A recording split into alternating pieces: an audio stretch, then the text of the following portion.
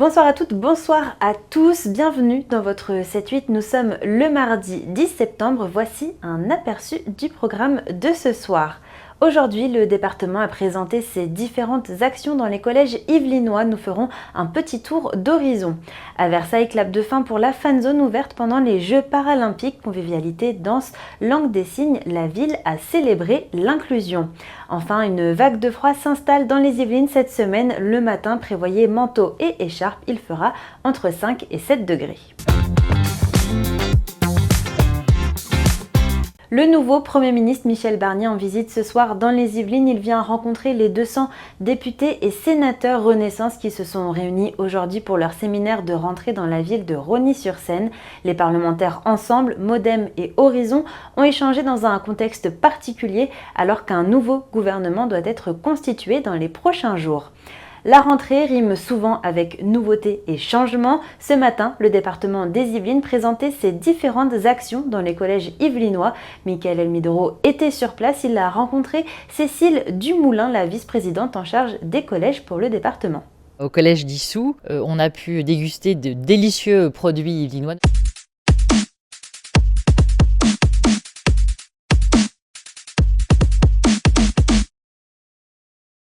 C'est une volonté du département de mettre en avant les produits yvelinois, mais aussi de soutenir et même de créer des filières pour pouvoir trouver des débouchés à ces produits yvelinois. Et donc aujourd'hui, on a à peu près 27% de produits yvelinois en valeur dans les assiettes de nos collégiens. Et l'objectif pour l'année prochaine, c'est d'atteindre à peu près 35%. Les producteurs qu'on a rencontrés et qu'on continue de rencontrer sont tout à fait satisfaits d'avoir des débouchés. Et même le fait qu'on puisse créer une filière, ça leur ouvre la porte à d'autres débouchés. On a mis en place depuis 2019 une tarification sociale donc, en fonction du revenu et du quotient familial. Le coût le plus bas est de 1 euro. Et ça va jusqu'à 4,64 € par repas. Donc ça peut représenter entre 90 et 50% du prix de revient d'un repas qui est à peu près de 9,25 €. L'établissement français du sang d'Île-de-France est toujours à la recherche de donneurs. Dans les Yvelines, voici les prochains points de collecte. Demain, il faudra vous rendre à la Selle Saint-Cloud, au club des Étangs. Jeudi 12 septembre, ce sera à l'hôtel de ville d'Elancourt. Vendredi 13 septembre, 2 villes sont concernées, Croissy-sur-Seine et Triel-sur-Seine. Enfin, samedi 14 septembre, la collecte se fera à l'école des plans Catelaine de Carrières-sur-Seine. Pour rappel, 1 million de patients sont soignés chaque année grâce au don du sang.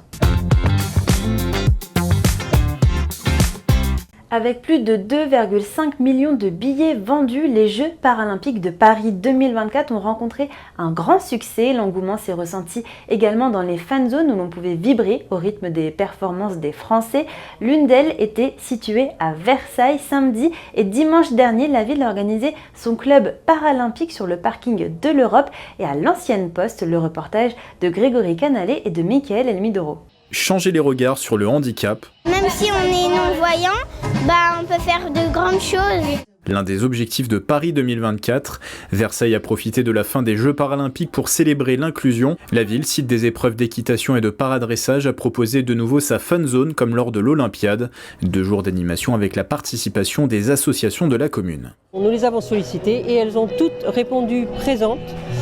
C'est une mobilisation de l'ensemble du territoire de Versailles autour de cette fan zone qui est finalement un grand rendez-vous festif autour du handicap, mais surtout autour de la convivialité. De la convivialité autour de la danse et d'ateliers où l'on pouvait découvrir notamment la langue des signes. Les visiteurs pouvaient aussi vibrer au rythme des compétitions retransmises sur écran géant et rencontrer des athlètes. La championne de paradressage Johanna Zilberstein était présente sur place pour des démonstrations. On a eu du monde, malgré le temps qui était pas toujours clément, mais les gens ont répondu présent et ont très bien accueilli tout le dispositif. C'était vraiment un beau week-end. J'espère que ce ne sera pas juste un feu de paille, que les gens ont pu profiter de ce coup de projecteur sur les athlètes handisport. Il faut désormais transformer l'essai sur le long terme pour faire gagner le parasport. En tout cas, chez ces Versaillais, la fin des Jeux paralympiques rend déjà nostalgique. Ça va changer un peu l'ambiance générale à Paris et à Versailles. Franchement, c'était assez génial. D'ailleurs, quand on voit l'ambiance ici, j'imagine que tout le monde regrette un petit peu que ça se termine. Mais bon, les meilleures choses ont une fin. Malgré la pluie, la fan zone de Versailles a rencontré du succès. Plus de 3500 entrées ont été enregistrées, rien que pour la journée de samedi.